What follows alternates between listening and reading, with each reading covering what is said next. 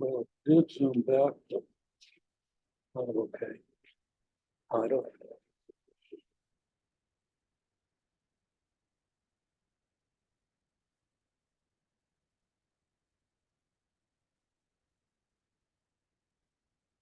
Okay.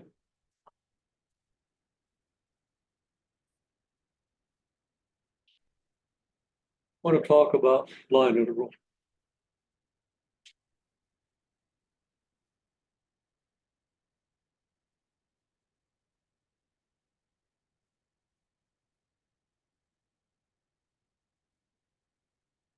Now, in the earlier chapter, you integrated to find arc length, and you even integrated a function over a path. So just to be sure we understand, um,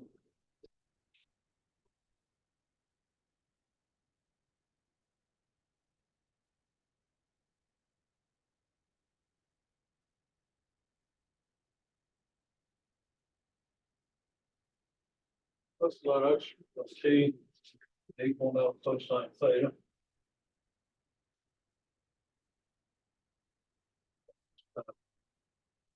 Comes out naturally without any attention. Okay.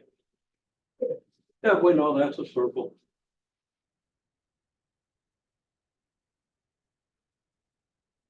Let's just do the integral over the upper half of the circle. Okay.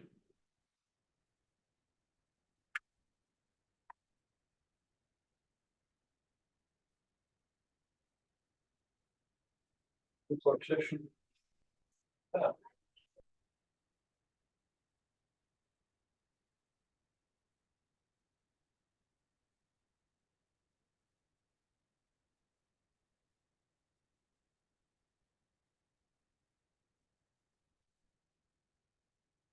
So we just split the path up into little intervals using our parameter t.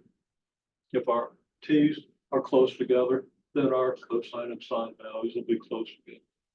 Okay. In other words, between t 10 million and 3 and t 10 million and 4, values of cosine and sine will be pretty close. Okay, but there's going to be an interval there. There'll be an interval of length equal to the difference in the two t's.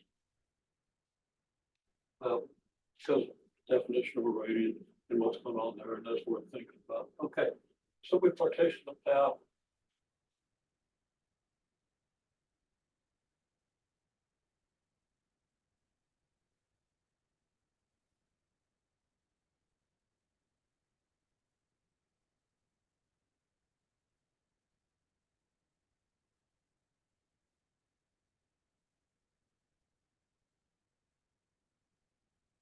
Ti less than ti minus 1 less than our sample point ti star less than ti. And we can even picture that.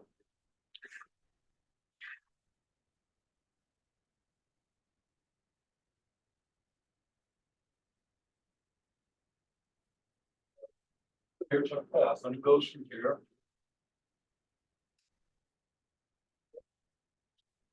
As of course, from t equals 0, we're at the point x equals 0, y equals 1. I'm sorry, x equals 1, y equals 0. And when t equals pi, we're at x equals negative 1 and y equals 0. And they should be very familiar.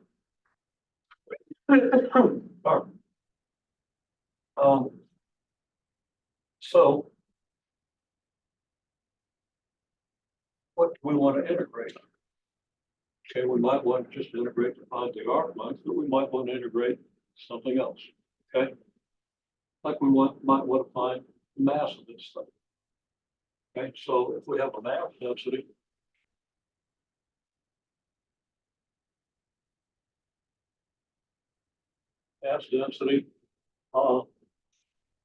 rho of x, y equals x plus u y. Simple. Okay. Then we have a typical increment. Unless I right there's our typical increment.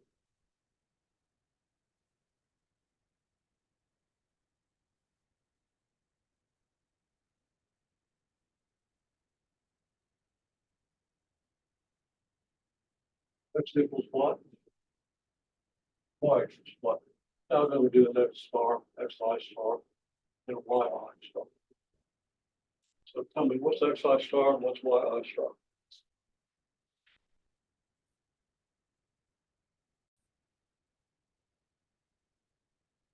Okay, now, if people have a little trouble answering this question, uh, this interval is from TI minus one to TI. It's a small interval with sample point TI star. You focus on the sample point. If you know TI star, do you know X and Y? Right there is the set of parametric equations for this R. Okay? So we know that XI star is cosine of TI star, and YI star is the sine of TI star.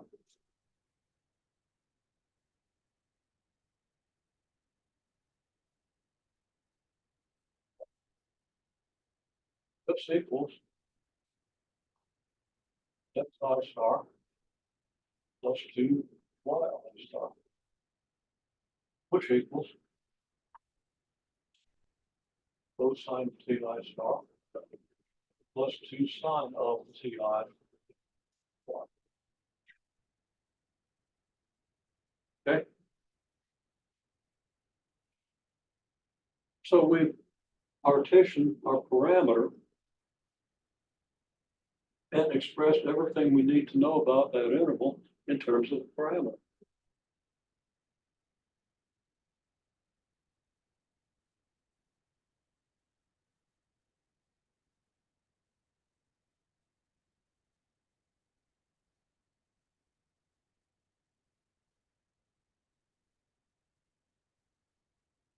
You know, I'm using rho for the mass density. It's actually a linear mass density, so it's probably more appropriate to use lambda. Somebody use lambda. So the mass is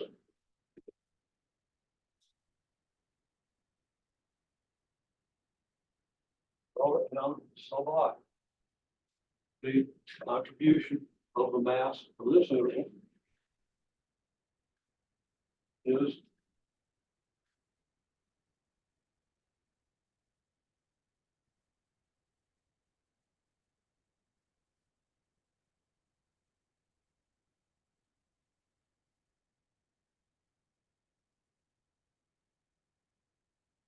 it's not delta T. Okay. Getting ahead of myself. Mass is going to be the mass density. It's not times your delta T. Okay, so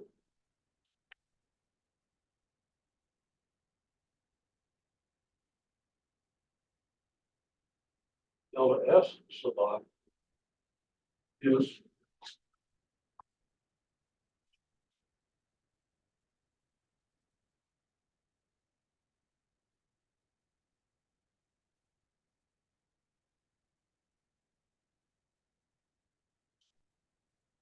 your delta X sub I squared plus your delta Y sub I squared.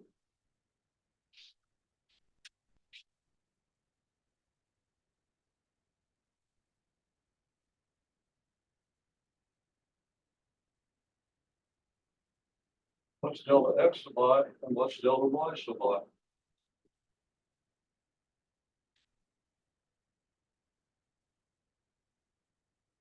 We want to express this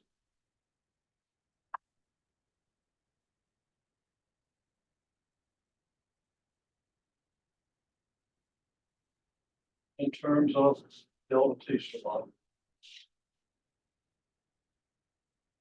So we want to express delta X sub I and delta Y sub I in terms of delta T sub I.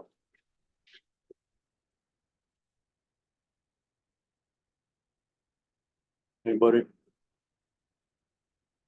have a suggestion how we might do that?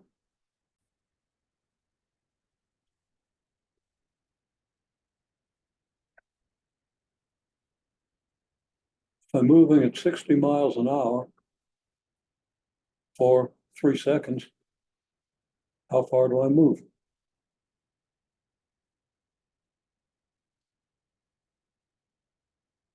But what I'm multiplying.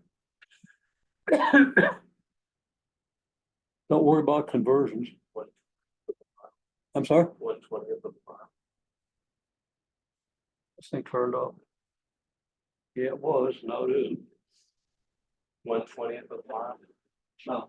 1/20 of a mile. Okay, you can say it's 1/20 of a mile, but what, how would I calculate that? What quantity would I multiply by what quantity? I'm sorry, 60 miles per hour by, Austin making a racket there, he had to move. Yeah, I'm sorry, go ahead. multiply 60 miles per hour by 3 seconds. 3,600 to get, No, you multiply 60 miles an Oh, hour by divide 3 by- seconds, and you do the unit conversions after you write that out. Okay? Now, what I'm getting at is what what we said is good, it's right, 1/20th of a mile, okay? But you don't have to calculate the number, because we're just trying to illustrate how you calculate your change in position if you know the rate and the time interval, right? So what do? You multiply the rate by the time interval. Okay, you multiply 60 miles an hour by 3 seconds. Okay, well, 60 miles per hour, okay, is how many miles per second? You divide 60 by 3,600, get 1/60. Okay, and you multiply it by 3 seconds. Okay, whoa, something's wrong. It's 3,600 seconds. I don't know, I can't do numbers, but today that's probably true. Okay, yeah, the whole point, that's just an illustration, okay? That illustrates what we have to do here. So what do we have to do here?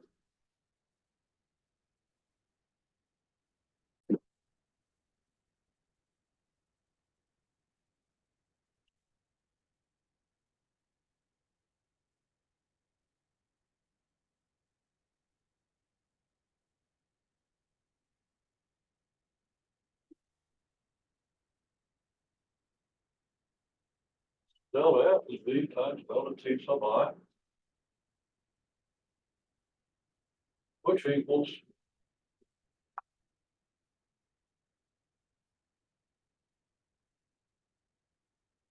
well, I guess we're gonna have to write it out. Dx dt I plus dy dt J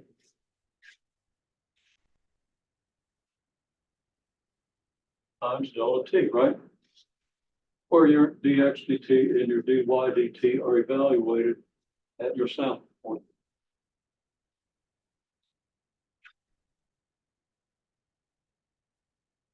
Okay, well,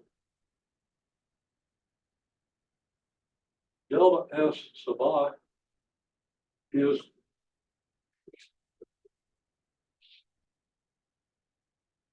okay, let's do this. This is dx dt delta T times I plus dy dt delta T times J. Distributing the multiplication by delta T, right? Which I can write as delta X I plus delta Y J. Okay. Now,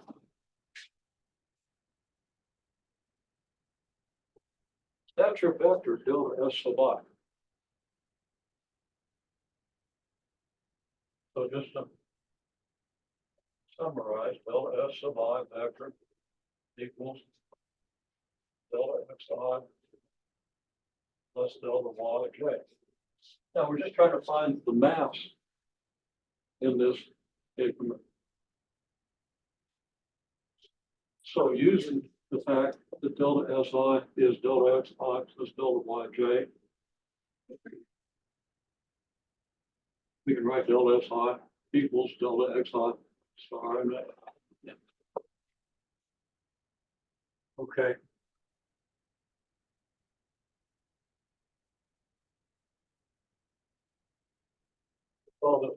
X is delta Y, since it's calculated on the I theta, we'll go to call delta X sub I, plus delta Y sub J. We'll go plus delta Y sub I.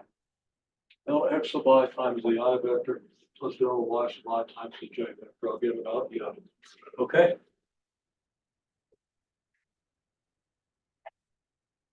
So we come back here. Delta S sub I here in terms of delta T sub I. Here delta X sub I is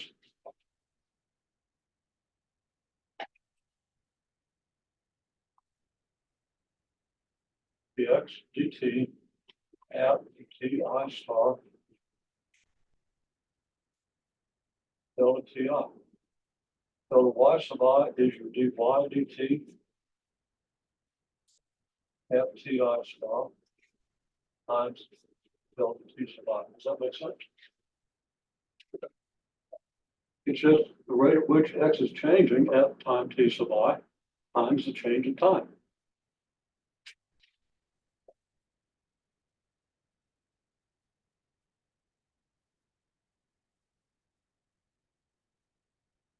So all these calculations are just rate times delta T.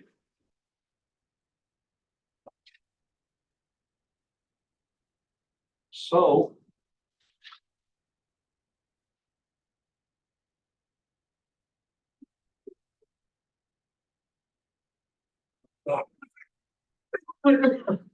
okay. So delta S sub I square root of delta xi squared plus delta yi squared. Now again, why is that? Well, we're going to have some delta x, some delta y here. I just calculated the expressions for. So I'm going to have a delta x and a delta y on this input. My picture is I've got a delta x. So I've got a delta y. So and here's my delta s. So these are all vectors. So the magnitude of delta S sub I is just the sum of the squares of these two legs of a triangle, right?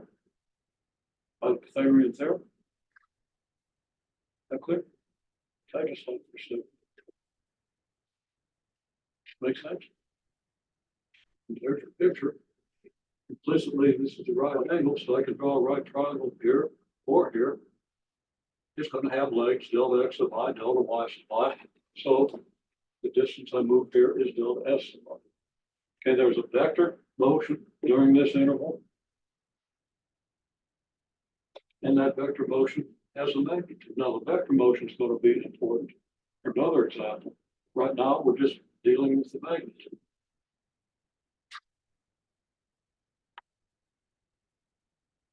The delta S sub I is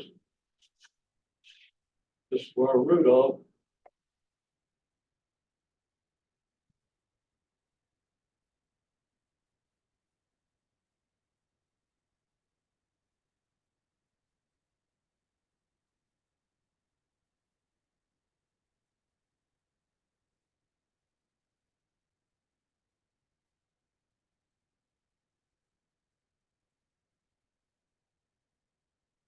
this.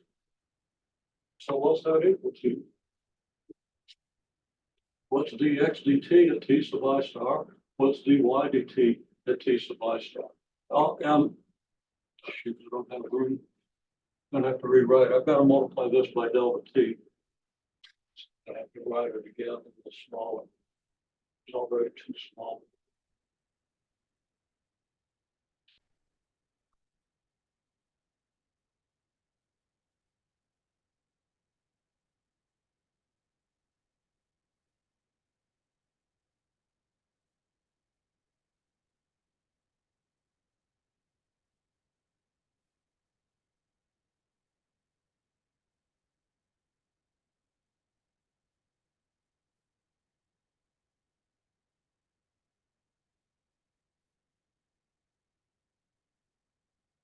delta t, out here, that's your speed times delta t. Okay. This is the rate of change of distance with respect to time.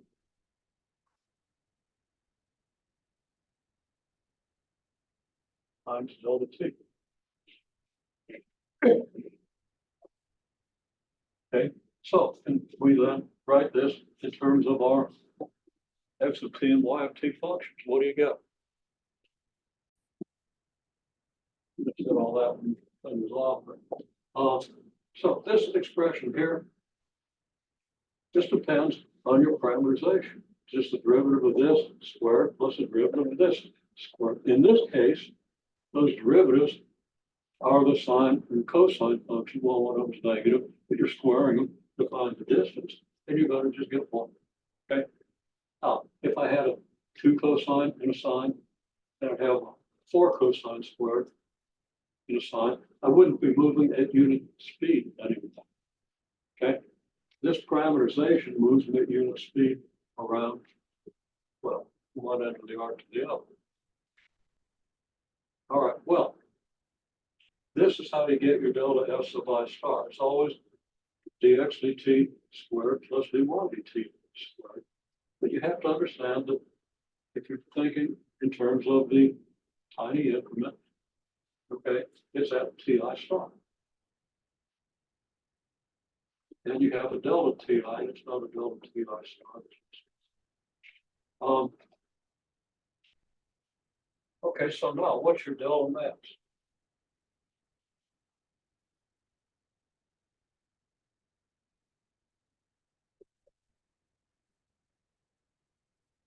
It's your mass density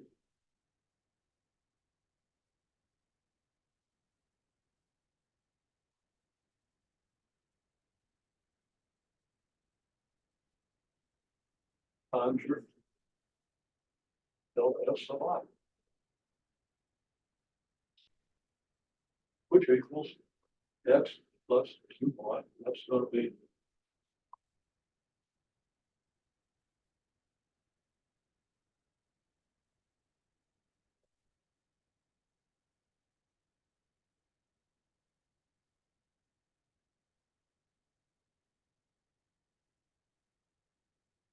so that the total mass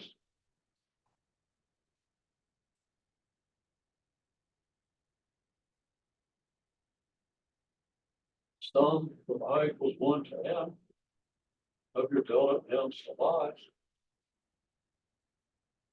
which is the sum from I equals 1 to n of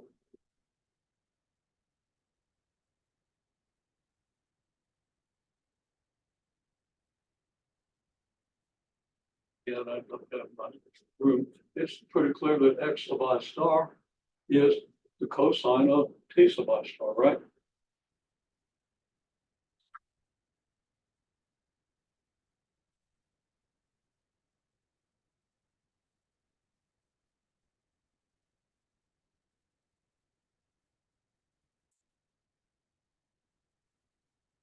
And it's that times delta t sub I.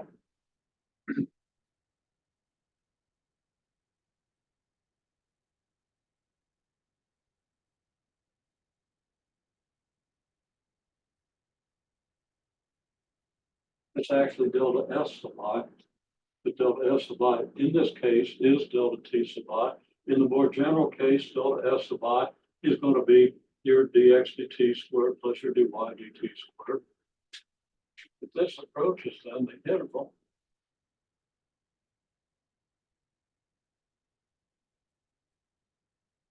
zero to pi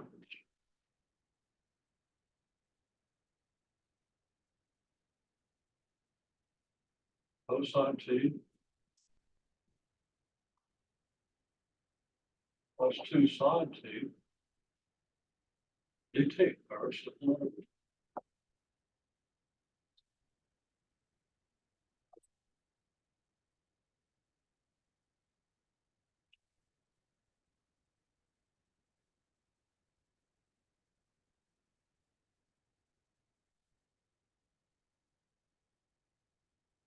Now.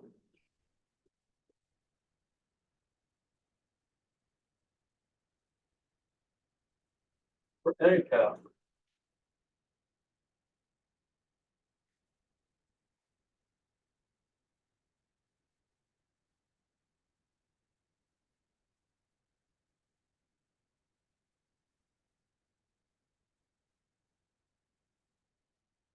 R, R vectors x of ti plus y of tj, that should be very familiar.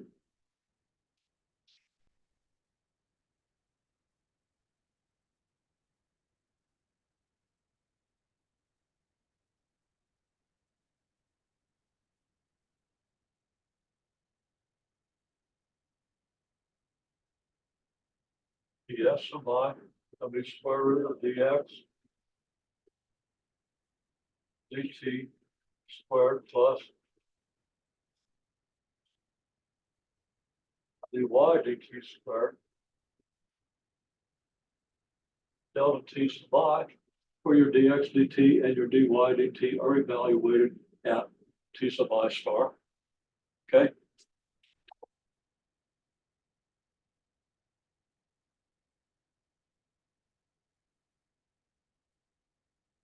Trying to simplify the notation a little bit. Don't want to lose track of where these things are evaluated or what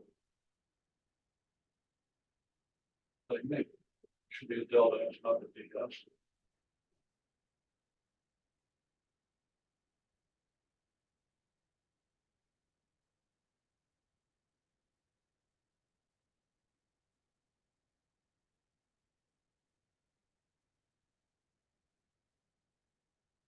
Given mass density, lambda of x, y.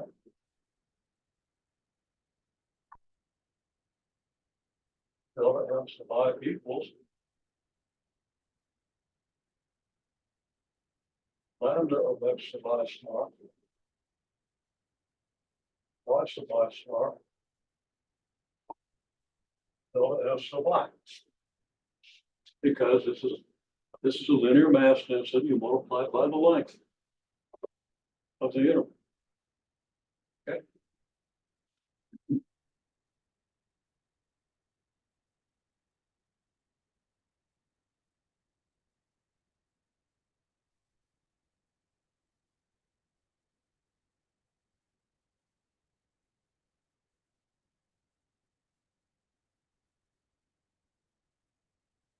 There it is.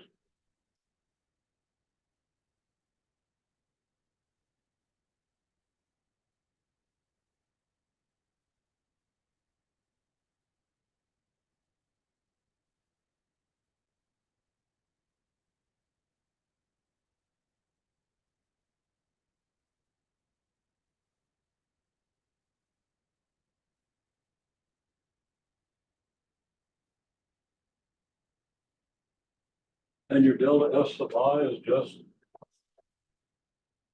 this, how far you go times, uh-oh.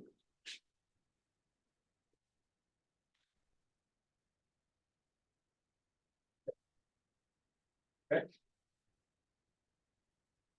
And this approaches the interval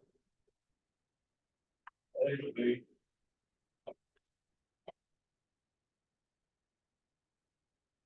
For A to B are the limits on your parameter.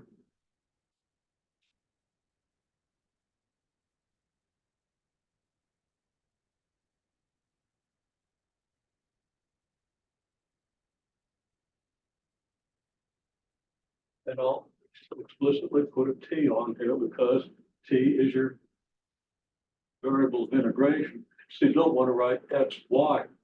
You don't want to write lambda of x of t, y of t as, for example, x plus 2y. You want to write it in terms of whatever x of t and y of t are, right? So x of t and y of t could be anything.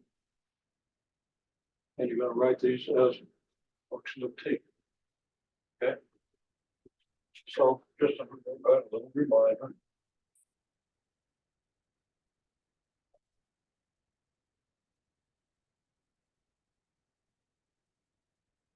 This is written in terms of t.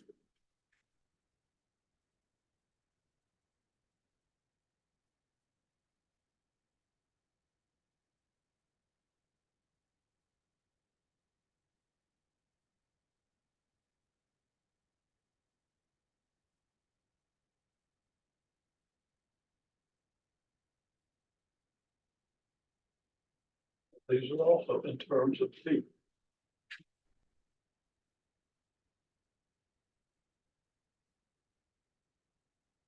So this example shows you why. This example shows you the way it works out.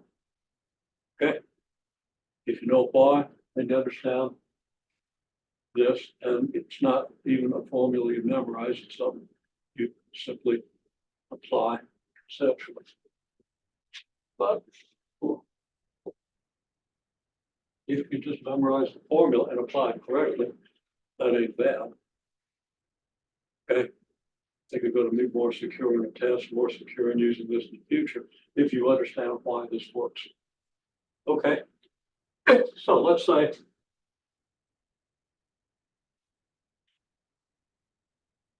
you've got the path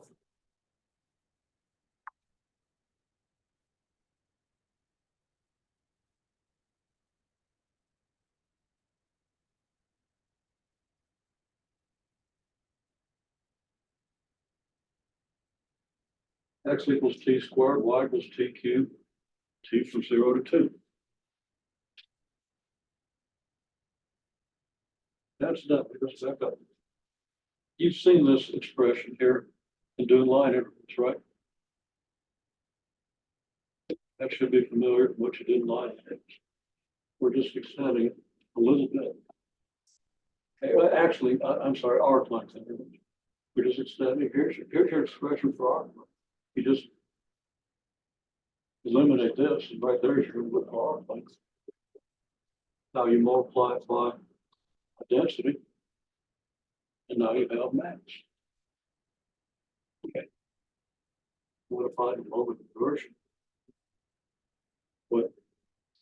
Multiply by your distance from the axis of rotation. So, okay. But anyhow, we have this. There's your path.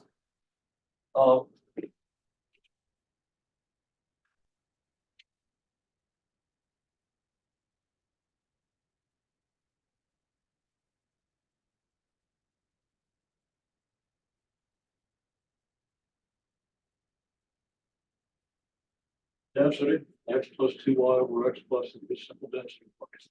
What's your intervals are? See if you can write down the interval.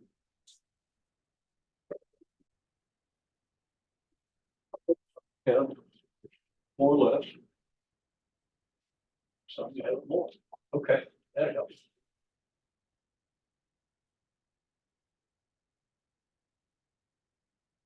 Going to be parameterizing the interval from 0. I mean, partitioning the interval from 0 to 2 is going to be x plus 2y over x plus 3, but x is t squared.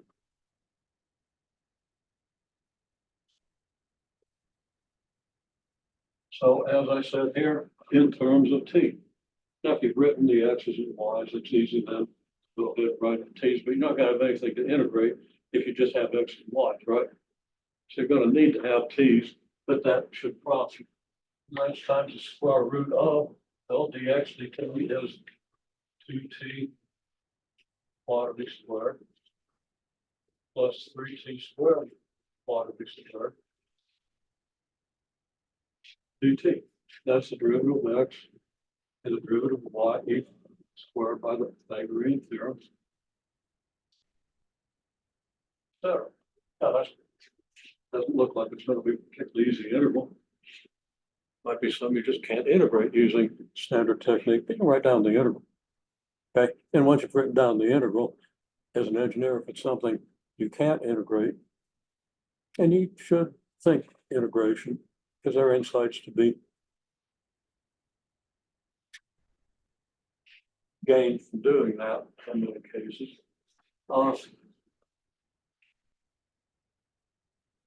But as an engineer, you're probably going to just plug that into Wolfram Allen or something, see what it gives you. There might be something they can't even do in closed form. Might be something you just have to approximate. And then you have to make judgments about how closely to approximate. And if you don't understand all this, your judgment isn't going to be as good as it would if you do. Okay? Now engineering instructor can give you more insight into how important that is. And as an engineer, I just spent 3 days with my grandson and my wife. We got to see the eclipse. It's pretty cool. Against all odds, Indianapolis was clear. Just thin high clouds. We had distinct shadows. And when the thing transitioned over to full totality, it was mind blowing. Something you should see at some point in your life. You're not going to have an opportunity for at least 20 years. Okay. By which chance, like my grandson said, after 15 years at his job, he gets like 52 days a year off, like 1 day per week. Now, that's assuming it's a government job. So you don't know what's going to happen. Pretty cool. Okay, well, I didn't mean to include that on the video. But okay, and my point is, spent that time with him, talked about all kinds of stuff, but I never did get to ask him how important the stuff he learned in these courses was. One of these days I'll ask him. Okay. So, well, there's another thing you can do with this. If you've got a vector field,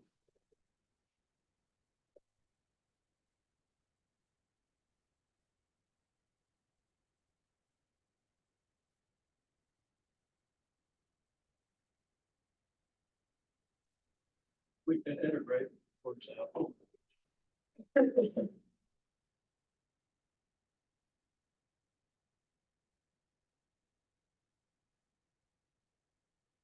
F.ds.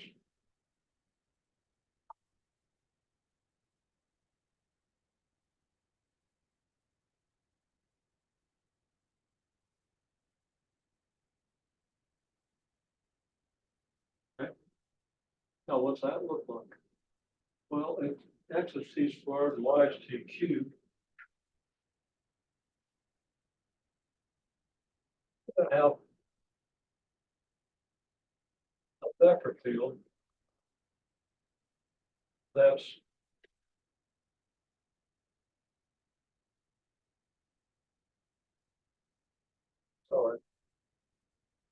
horizontal along the x-axis, and then becomes increasingly vertical.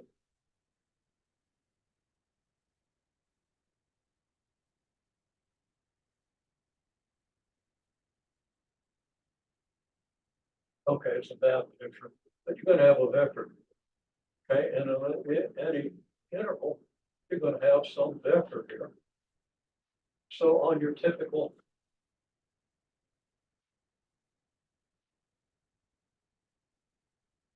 delta S interval, you have a delta S, and you're going to have a vector field. Let's see, y is going to be like t cubed, x is going to be like t squared. So, your vector field might be in this direction for that. Okay. You could interpret this interval, if F is interpreted as a force, you can interpret this interval as work. It's just a work interval, and that's something you should be familiar with. Some of the stuff you've seen in this course and in the idea of work when you took calculus 1, because I'm sure you saw that in calculus 1. Okay, the work interval. Relative. It's pretty universally known. Okay. If that's your function, then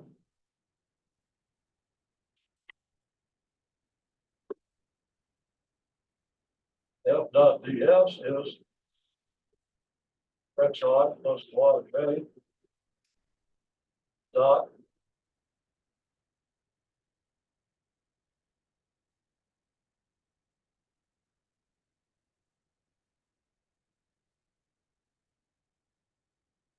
probably can't read that. It's dx dt off plus dy dt j. It's the same vector that we did here. In this case, we found the magnitude of delta S. In this case, we need the actual blank vector because we got to know what the relative directions are of our displacement and our force. Okay? So we get this. So without going into detail, we would have an integral from A to B of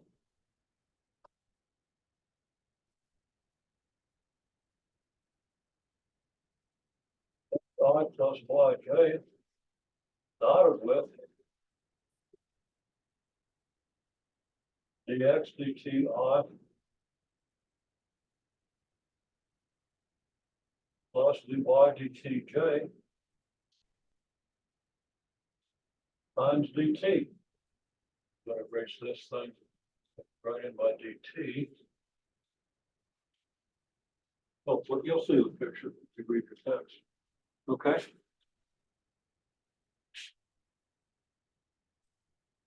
course, you got a dx dt times dt just gives you a dx. Just gives you just a dy. But you're probably gonna want to write all this in terms of t, so you're gonna have to do derivatives again and all that stuff, but that's how it comes out. Once you understand how the partition gives you a typical interval and how the length of that interval is the square root of dx dt squared plus dy dt squared times dt, okay? And the vector for that interval is this, then you can write just about anything. But sometimes you want to integrate the normal component, you're gonna have to read about that. See how it works. There's something else we gotta talk about. But that's the whole basic picture of the liner. Okay? Well, that's right.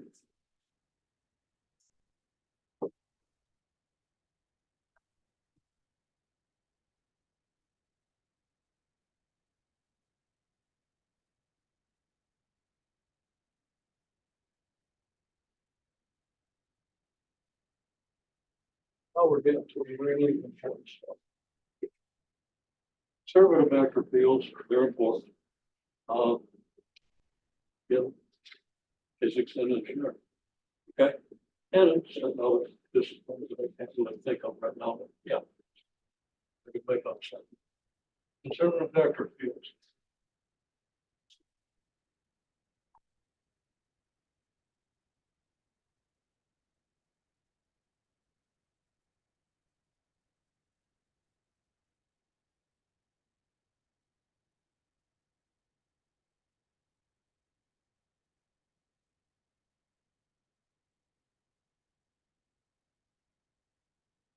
Yep, F equals del F.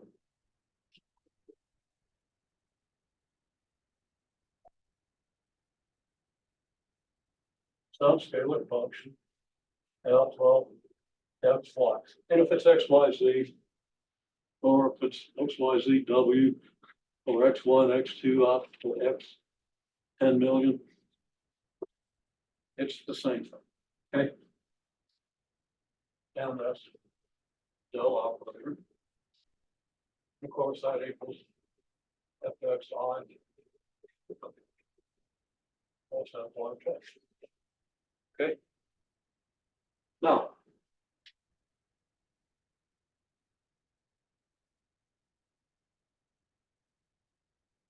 so if and only if the curl of F is 0.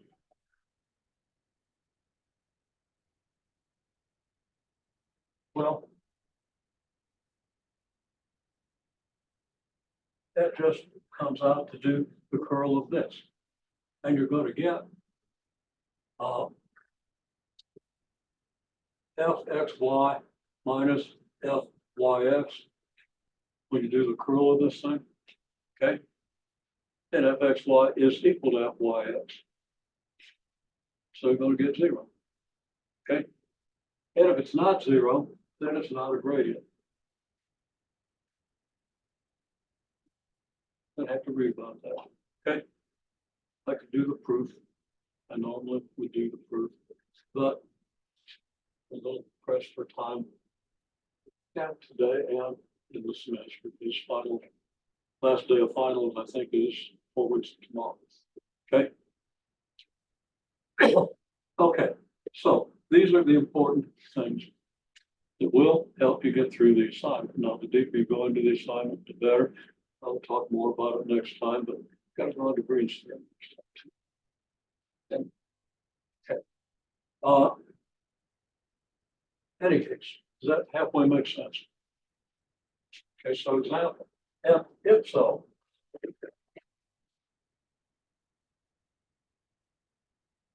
then the line integral from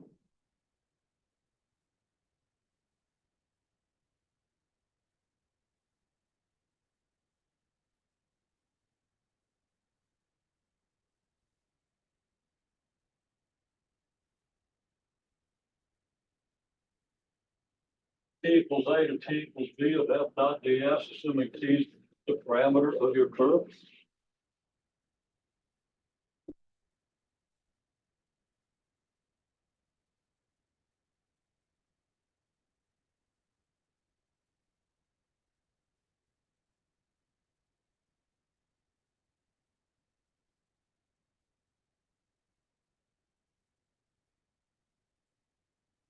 This depends only on the endpoints of your curve.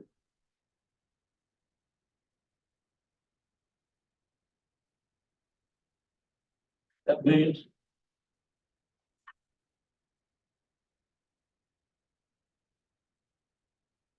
if this point is x of A, y of A, and this point is x of V,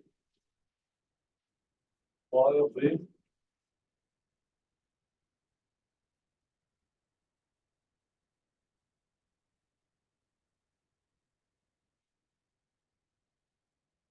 go this path, you could go this path, you go this path, you go this path.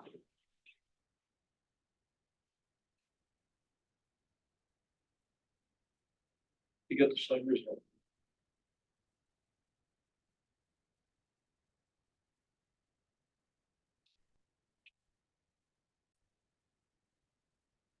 Oh, phooey.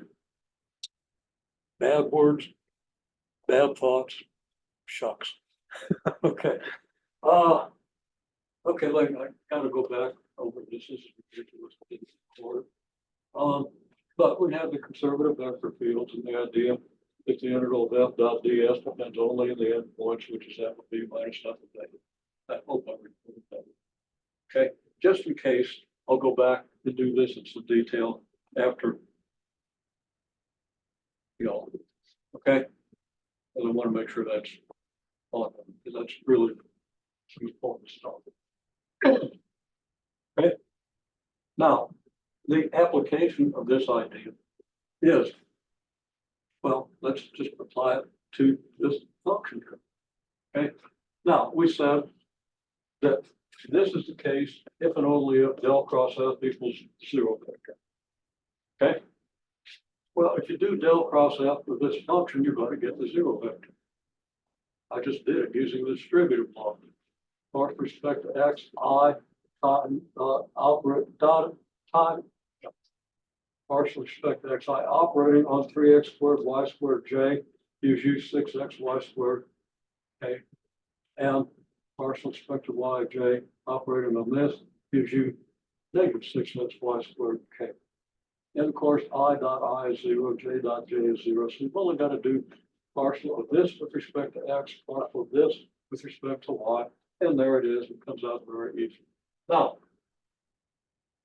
the integral then of this function when any path from -3,5 to 7, -7 is equal to little f of 7, -7 minus little f of -3,5, because the integral from one point to another point is the same for any path from this point to this point.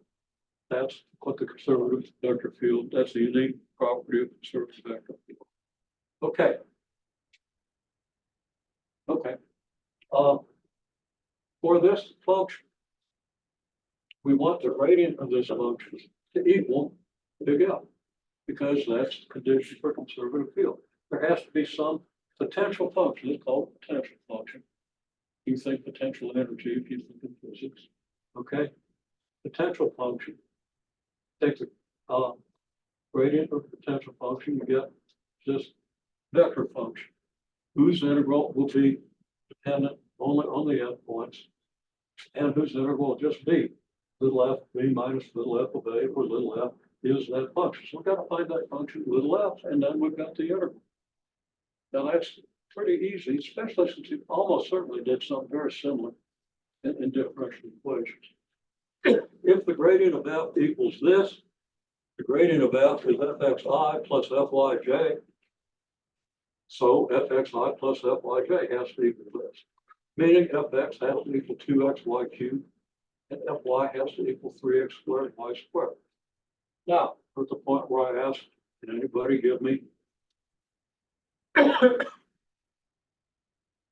function whose derivative is 2xy cubed, whose x derivative is 2xy cubed? And at this point, I came over to close this thing and found out that I hadn't been recording. If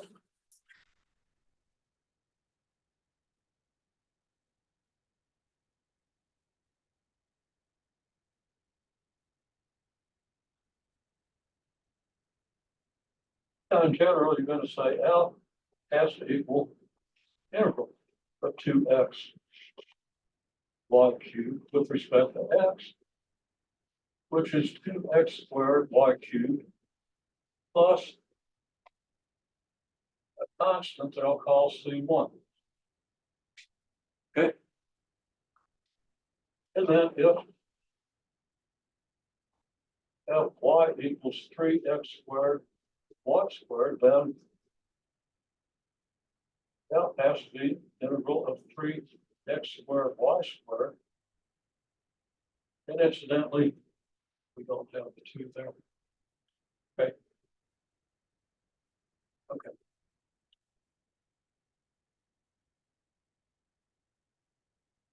Well, integral of that antiderivative of that with respect to y, you're going to have y cubed over 3, you got a 3 there, and you're going to get x squared y cubed plus another constant. Well, this is already equal to this. You don't need 2 different constants. Now, this constant could be a function of y. This constant could be a function of x in general.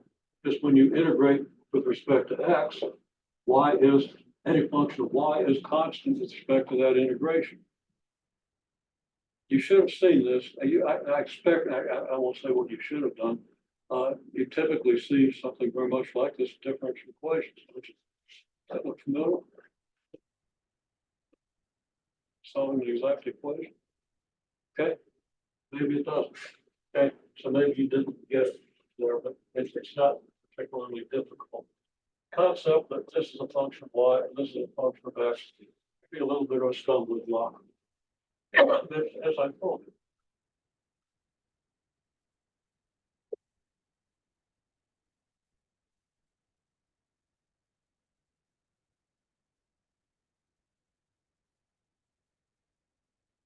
So this x squared y cubed is sufficient. Now, if you wanted to use x squared y cubed plus 17, that would be okay too, because 17 is constant with respect to x and constant with respect to y. But it can't be a function of y, it can't be a function of x added to this. Okay. So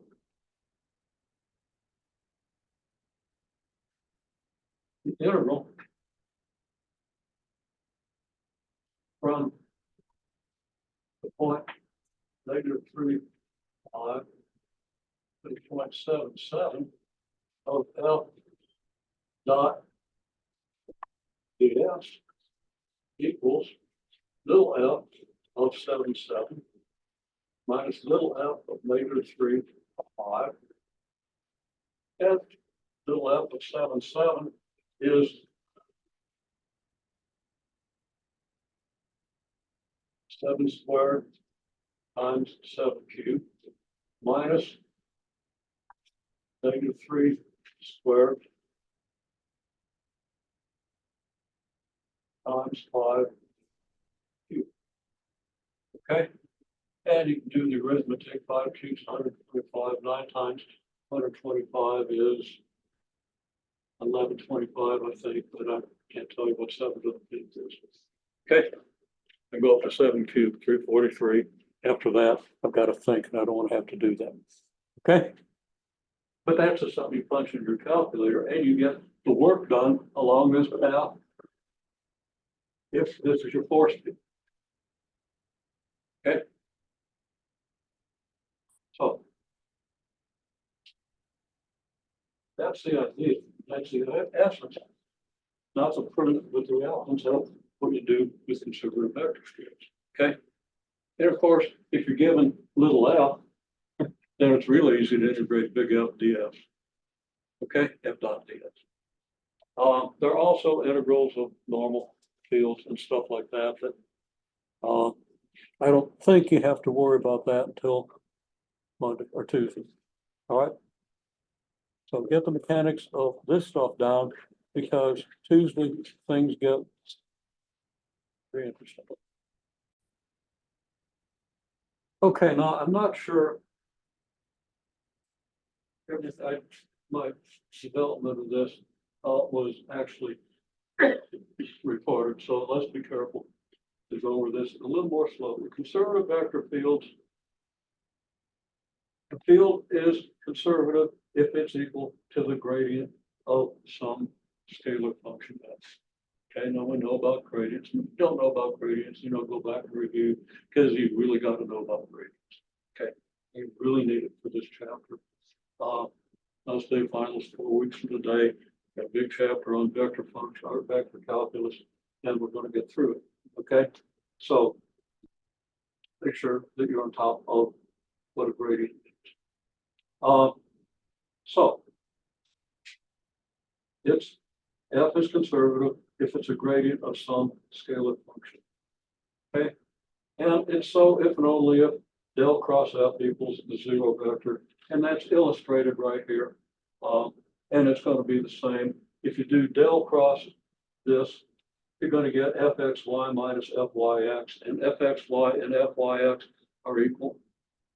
So you have fxy minus fyx is equal minus the quantity minus itself, which is going to be 0. And it's going to be the 0 vector because cross product is a vector. Okay. Now, if it's so, okay, here's your test. Okay, and you have problems. I think that standard problems are going to ask you to determine whether this field is conservative. And this is your test. You just do the curl, see if it comes out conservative. It's a function of 2 variables. It's really easy to do the curl. I did it here. It's 3 variables, but still easy. It's just a little tedious. You're probably going to write out the determinants that we're using. Distributive law. For a function of 2 variables, I think it's much easier to just use distributive law. But you can do it as you wish. Okay. People in the habit of writing out that determinant, it could cost you time in the long run if you're doing functions of 2 variables. Okay, anyhow, if so, then the integral from, let's say, t equals a to t equals b, whatever your parameterization is, depends only on the endpoints. Okay, now you can set up the integral f dot ds. We just saw how that's done. Put that out, so there it is. Depends only on the endpoints, which is f evaluated at b minus f evaluated at a. Now that might be a little bit confusing because f is a function of 2 variables, f of x, y, but presumably if you're doing this integral, you write out the integral, you're going to have some parameterization of a curve. And that curve will have endpoints. Oh, well, the parameterization is going to be f of b is going to be f of x, y, where x equals x evaluated at b, y equals y evaluated at b, and all that stuff. Okay. So here's just kind of an illustration. Here's a point x of a, y of a. Here's x of b, y of b. And that's what I mean by f of b minus f of a. Little f is a function of 2 variables, has value here. It has a value here. The integral along this path is just whatever the function is at this point minus whatever the function little f is at this point. Now, little f is called your potential function. Big F is the corresponding vector function. Okay, so the integral of your vector function over the path, the integral of it's, you can think of it as a work integral, the dot product of that with your ds, is equal to the difference in the values of the potential function. Have a function here minus potential function here. Okay, so it doesn't matter what path you use. You go from here to here along this path, you go along this path, along this path. You can go along this with all the loops. It doesn't matter what path, you're going to get the same thing. And that's real important in physics. Hopefully you've seen that if you have physics, which you would have by the time you, maybe not everybody. Excuse me. So there's the whole idea. Okay, to apply this, let's do an example. Let f equal this function, which is kind of, you know, similar to the standard functions you see with early examples. And what we're going to do here should be reminiscent of something you did in differential equations, provided you did all of the standard stuff in differential equations. Of course, every course makes decisions about it gets covered, what doesn't, has different balances. So maybe you didn't, but you probably did. Okay. So here's your function. First of all, this function is going to turn out to be conservative, but before you start applying this idea, you better make sure your function is conservative. Okay, so we take the cross as a curl, cross product del dot del cross del. And we do it using the distributive law, okay, instead of the determinant definition, because it's much simpler with the distributive law. Free-table function, which is two variables. Okay, partial with respect to x, I will apply to this, but of course, I cross I is 0. So we don't get anything from the partial with respect to x of this. Partial with respect to x of this is what? 6xy squared. Okay, and I cross j is k vector. So we have this. Now, with partial with respect to y, j operating on this, you're going to have the j cross I, which is negative k, so I put the negative here. And the partial of this with respect to y is 6xy squared. That's a very easy derivative. You see that immediately. And that equals 0. So the function is conservative. This vector function is conservative. It's the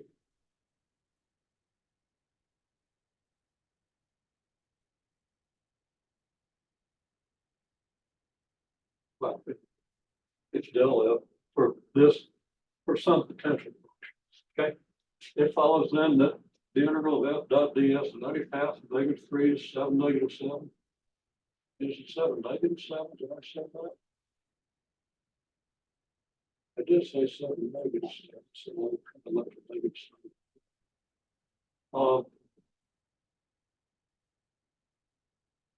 It just speaks to it. Okay. It's going to be little f at 7 -7 minus little f at -3,5. Little f at this point minus little f at this point, assuming that we're moving from this point to this. So in every case, our path leads us from this point to this point. Okay. Okay. Well, we got to determine what our little f function is in order to apply this. We still don't know what our little f function is, but we know that the gradient of little f is this. Okay. And we know that the gradient of little f is fx times I plus fy times j. It follows that fx equals 2xy cubed. And fy equals 3x squared plus y. Okay, so now we have this, so it's easy to now find f whose X derivative is this, whose Y derivative is this. If fx equals two x y cubed, well, just by inspection, you know that that's gonna, that x squared y cubed would have a derivative of two x y cubed. But to write it out more formally, f is just gonna be an integral with respect to x of two x y cubed. And in general, that integral is x squared y cubed plus some function of y that I'll call C1 of y. It's like an integration constant because any function of y is constant with respect to x. Similarly, if fy equals 3x squared y squared, then